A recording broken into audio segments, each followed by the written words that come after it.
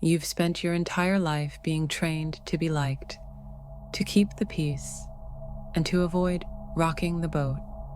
Society rewards those who are agreeable, who smile when they're uncomfortable, who say yes when they mean no. But Carl Jung, the father of analytical psychology, would tell you that this so-called goodness is often just a mask, one that, over time, becomes a prison. People-pleasing doesn't make you kind, it makes you invisible. You don't gain respect by always saying yes. You don't earn love by being easy to like, and you don't create peace by staying passive.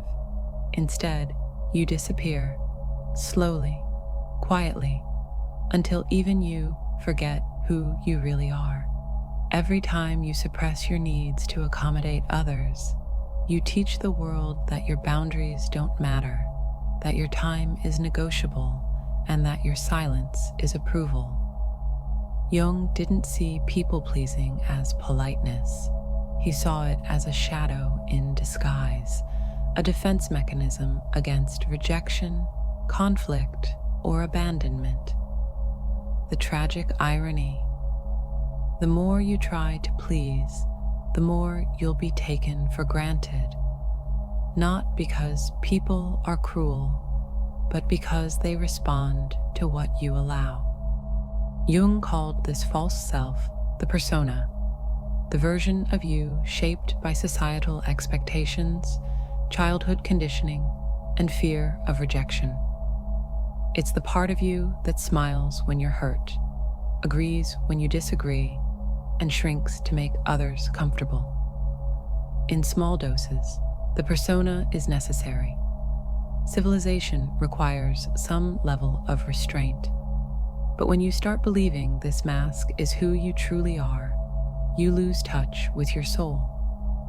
You convince yourself that suppressing your anger makes you mature, that ignoring your needs makes you generous, and that silencing your voice makes you strong.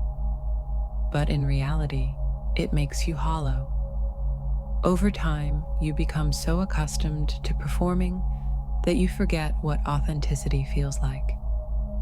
You wake up one day exhausted, resentful, and disconnected, wondering why you feel like a fraud in your own life.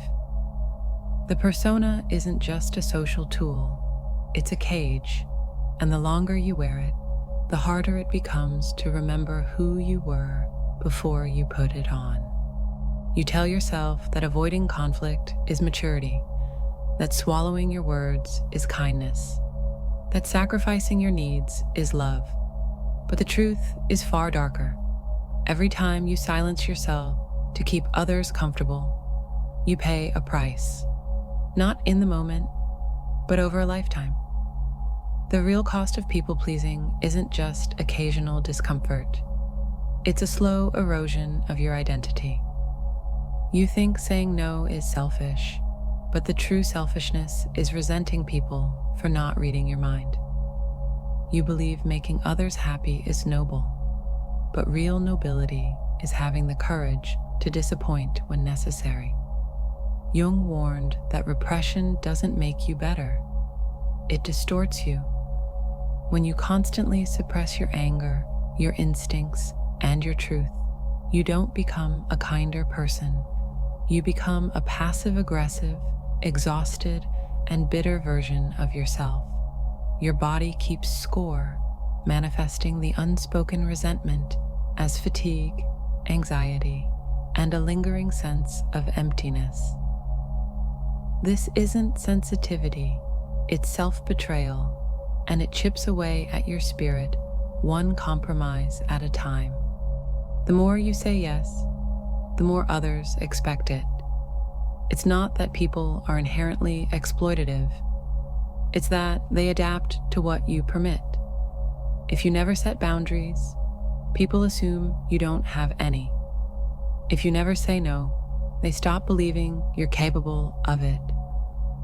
You become trapped in a cycle where your worth is tied to your usefulness, where love feels conditional on your compliance. The tragic irony: the people you work so hard to please don't even know the real you. They only know the curated, agreeable version you've shown them. And when you finally try to change, they react with confusion or anger, not because you're doing something wrong, but because they've grown accustomed to your silence. Breaking free from this cycle isn't just about learning to say no. It's about reclaiming the parts of yourself you abandoned long ago. It's about realizing that the fear of rejection is worse than rejection itself, and that the approval you've been chasing was never worth the person you had to become to get it. Jung's solution wasn't rebellion for its own sake, but individuation, the process of integrating all parts of yourself, even the ones you've been taught to hide. This isn't about becoming selfish or cold. It's about becoming whole. It starts with small acts of defiance, pausing before you automatically say yes, allowing yourself to disappoint others, and sitting with the discomfort of not being universally liked. You'll feel guilt at first, but Jung would tell you that this guilt isn't a sign you're doing something wrong. It's withdrawal from a lifetime of approval seeking. The people who truly care about you will adjust. Those who only valued your compliance will fade away. And in their place, you'll find relationships where you're loved for who you are, not for what you provide. This is the journey Jung called individuation, not perfection, but authenticity. Not always being liked, but finally being free. You weren't born to be agreeable. You weren't born to shrink yourself for others' comfort. You weren't born to live as a ghost in your own life.